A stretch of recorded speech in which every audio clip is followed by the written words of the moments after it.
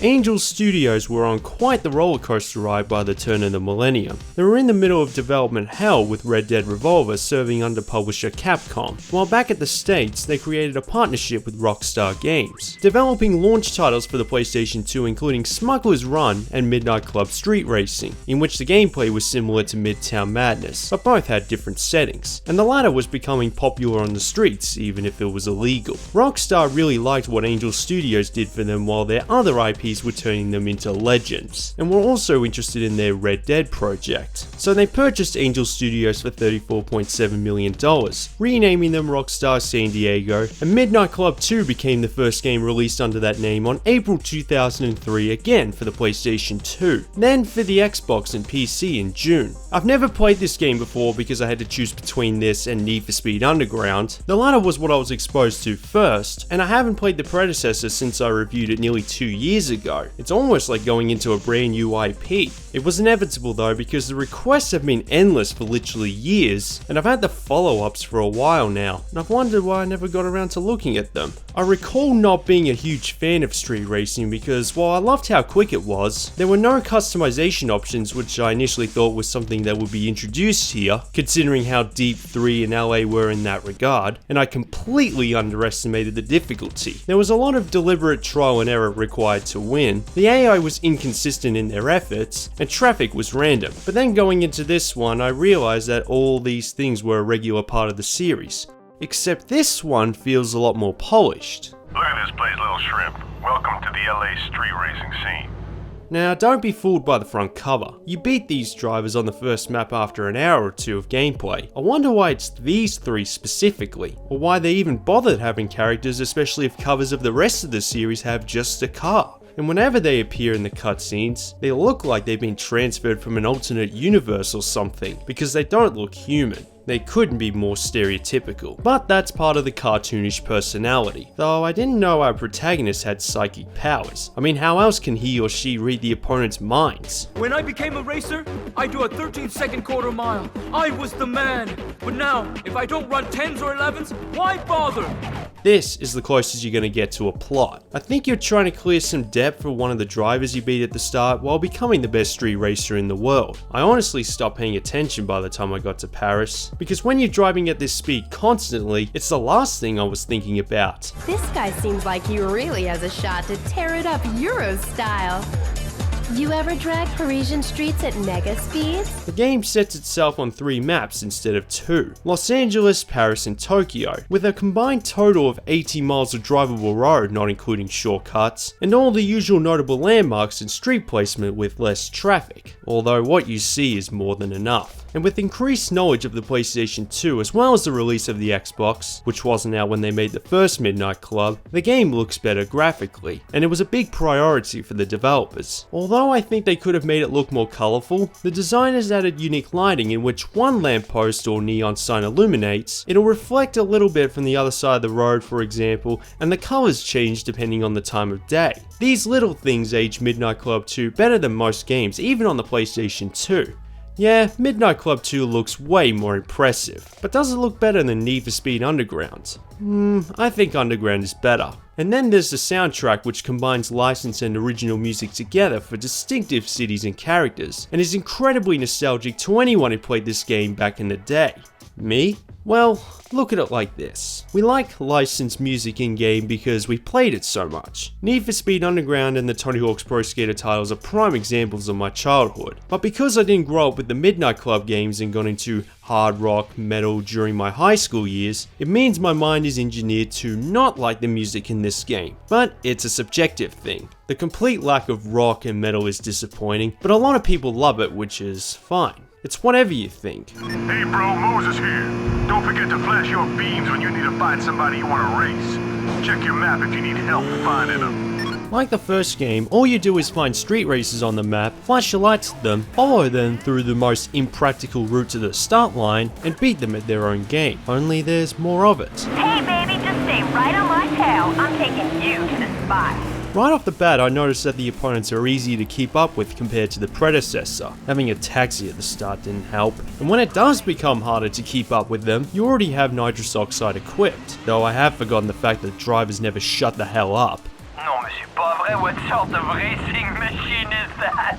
The lack of variety, at least in the career mode, is disappointing. There are a couple of outliers, like trying to reach a single checkpoint without the police on your tail, or the polar opposite, but I don't know why Capture the Flag wasn't used for the career mode, because even on single player, that was a really fun mode in the predecessor, and is even better in this game, appearing more like a kart racing battle mode.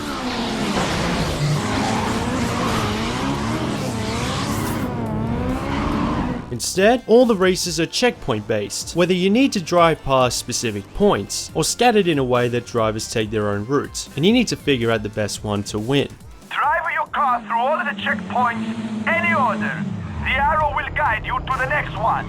Like the predecessor, cars are purchased, customizable, or licensed apart from the parts, but they do look more like the real deal, and its follow-up would introduce all these things and do it better than the underground titles. I'm about to find out soon. Here, it's all about the pink slip. The stats genuinely make a difference, including speed, acceleration, and handling, but what they don't tell you is how it grips and what it weighs, and they're just as important. For example, the lighter the car is, the more likely you'll slide out or flip over when smashing into a vehicle, so pay attention to how it handles. My car generates 666 WHP when I run 92 octane gas. Does it? Not only are cars equipped with nitrous oxide, but you can quick boost through slipstream, control yourself in midair, and even two-wheel drive. I usually don't use the latter because every time I flip over. You'd have to be a Midnight Club aficionado to master this part. Also, why would the rival opponents teach you these new moves near the beginning if you're trying to win their car or motorbike? Yeah, motorbikes make their introduction here with their own advantages and disadvantages. Now, a car is better for obvious reasons. What do you think you are doing? That's why there isn't much motorbike gameplay in this review, because apart from the tutorial and one race, bikes are only optional. I would have liked to have seen plenty of events where they're mandatory, by that I mean against other bikes, because they're just as intense to race as a car. It's all about how you position yourself. They're good at dodging traffic, and you don't fall off as easily as you might think.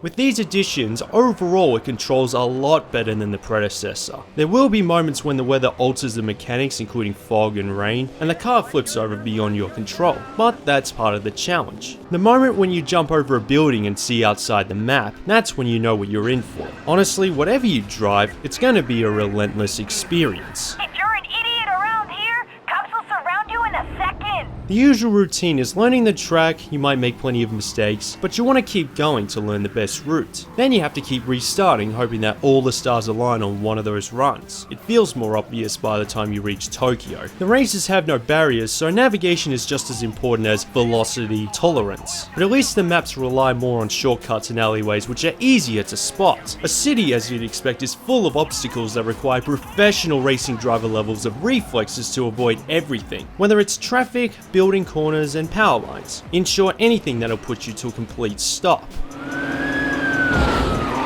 Suspect not responding. The police will also occasionally try to stop you, and the traffic is set so that a lot of it is either preset to a certain spot on the road when you're driving past, and everywhere else is random, which is quite annoying.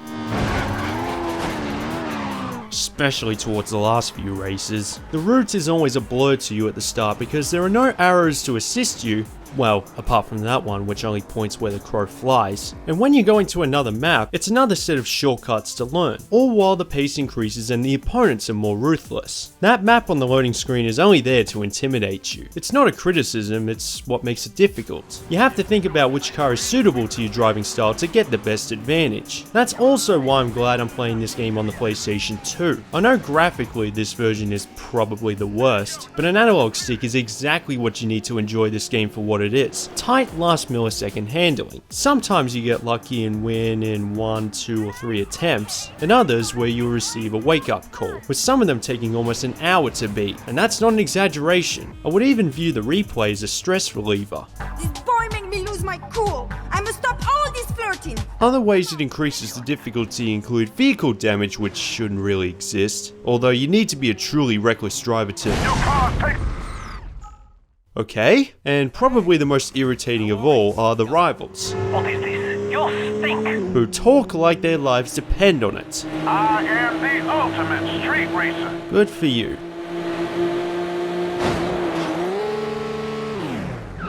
Fortunately, they can be turned off, so I'm not that angry about it. I think at this pace, I have more important things to concentrate on, and I guarantee you there will be at least one moment where you're like, for the love of God, shut up! Unless you have really thick skin. Every time I'm not recording the footage, I have the voices turned off.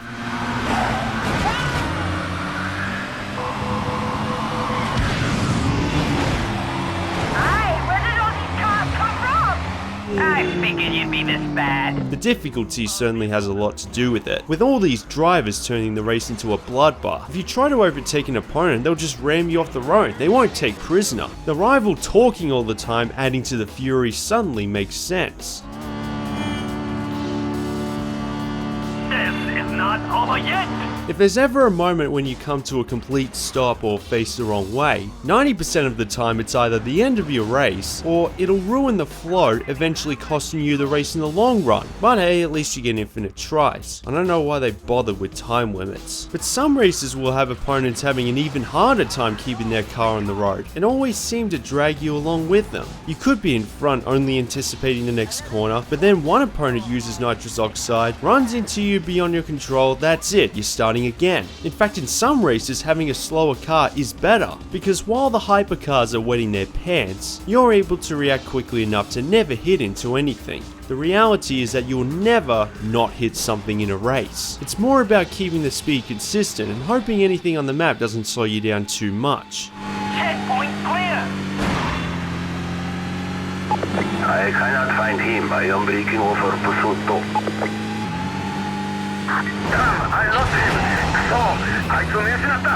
So why do I keep coming back to this game? Why do I keep trying? Well, as I explained previously, all the features of Midnight Club 2 have been improved in some way. Every attempt gives you a positive adrenaline rush not many racing games can provide. The controls are tight, with cars having an easier time staying in a straight line. There's no AI rubber banding, the difficulty curve isn't too sharp, the improved graphics make it easier to spot the shortcuts, and with the exception of the World Championship, the races aren't too long. The only race that made me rage quit more than once is the last Kenichi race, where it's harder to dodge traffic than mines without a mine detector. That one had F-Zero GX levels of brutality.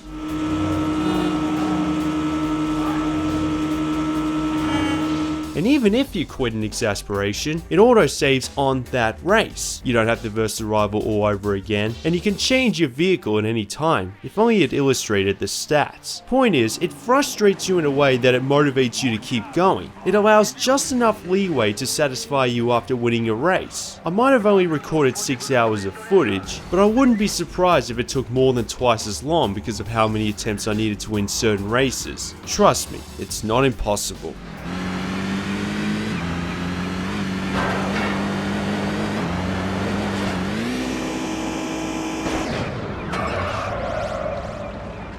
This fool just got my juice. Don't you ever tell anybody about this! Well, it's on this video, isn't it? Midnight Club 2 is more of a street racing version of F-Zero than a direct rival to Need for Speed Underground, since it came out over half a year earlier. And both games by that point are more separate from each other than you think. Most importantly, it's a sequel where all the pieces improve in its quality, while the challenge remains intact. I'm surprised. I thought it'd just be the same game as Midnight Club Street Racing with all its drawbacks, especially if the developers were also highly attached to Red Dead Revolver. It would have sounded like a bigger priority at the time. But since I've only played a teeny bit of Midnight Club 3, which already looks like a superior follow-up, I'm not sure if Midnight Club 2 is worth playing today. I will say this, take it on its own merits as a racer, it's a really good one, and I enjoyed playing it even if it was frustrating, for the right reasons. That might explain why this review isn't as long as a Need for Speed one. Not as many features, but not as much to criticize. Impressive, bro. Maybe you can join Team Moses.